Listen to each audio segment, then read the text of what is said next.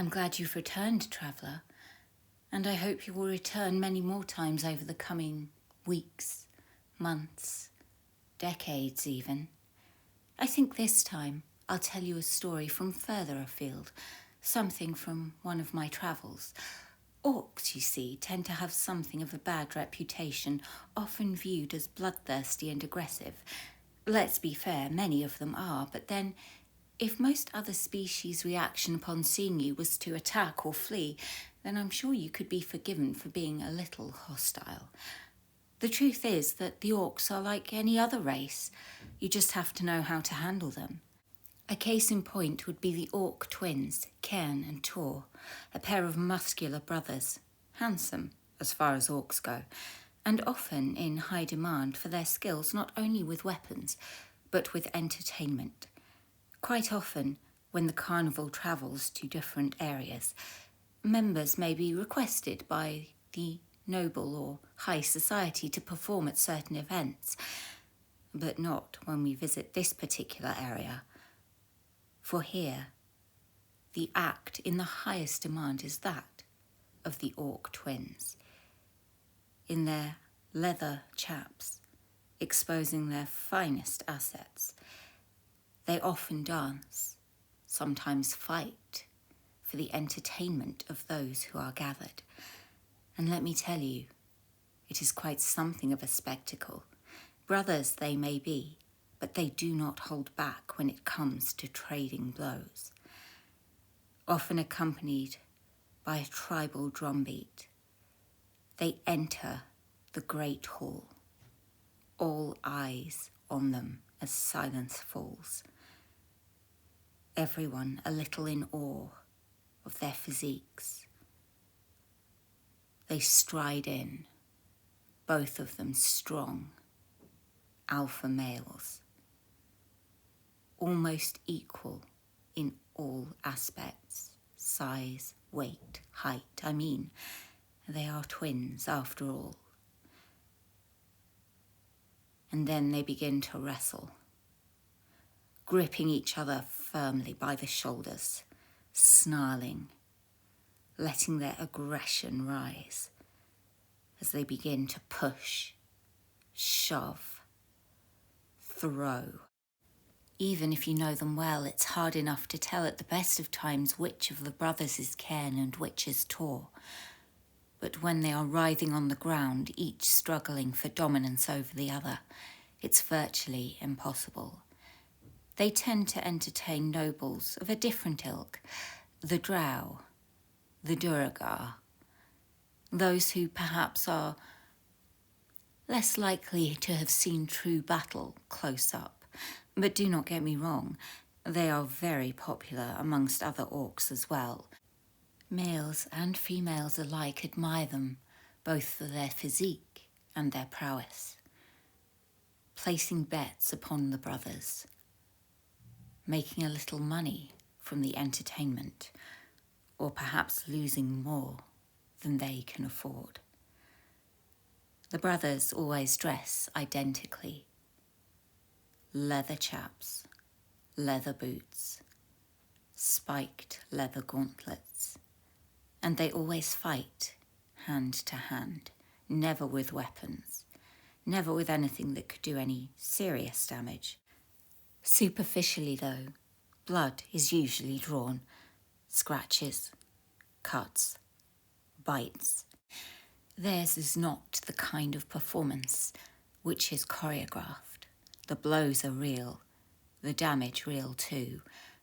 And afterwards, well, let's just say it usually takes a healer or two to replace the broken teeth, maybe the broken bones, or a dislocated joint. But the audience seem to enjoy it, and the brothers certainly thrive on it.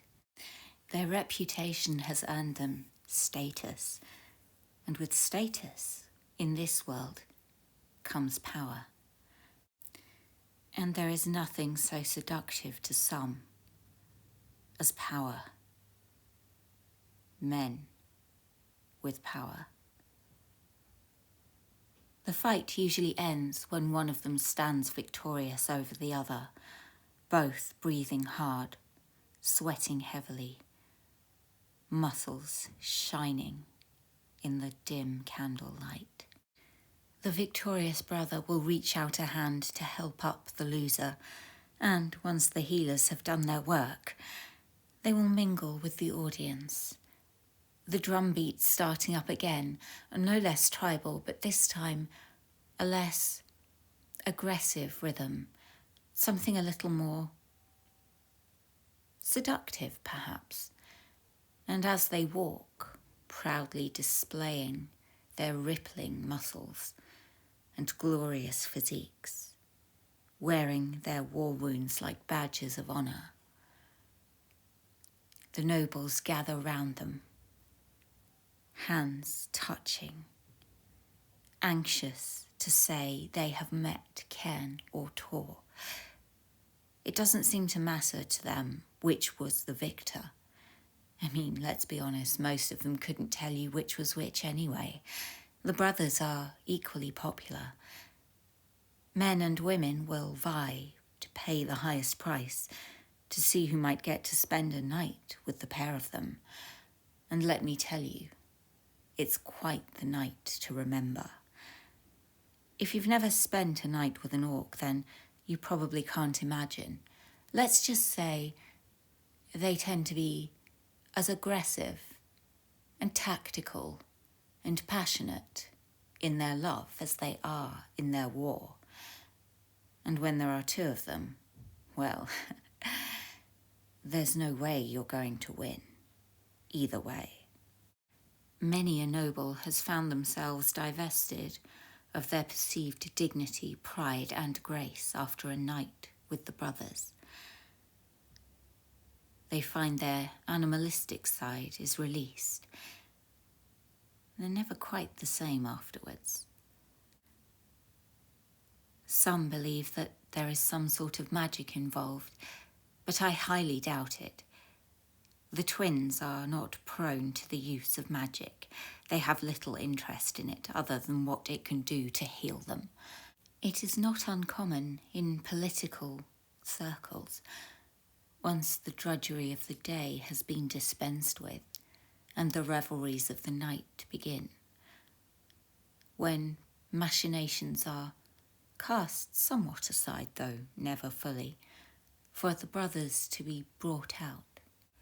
They have no real interest in politics. They will simply work for whoever gives the most coin. One party may procure them to perform and then spend a night softening up the opposition, making the meetings of the following day much less heated. They can be used as a tool to help bend others to their will, but make no mistake, they know exactly what is happening. You would be foolish to think that you could use them. Many believe orcs to be incapable of much in the way of intelligent thought or emotion beyond anger, but this is not true. I've had many the conversation or debate with an orc. The twins may act as though all they care about is winning, all they care about is battle. But this is not true. They care very much about one another. Cross them, and you will definitely regret it. I won't say live to regret it because, well, that really is up to them. But certainly, if you get the chance to watch them, I would certainly advise that you do.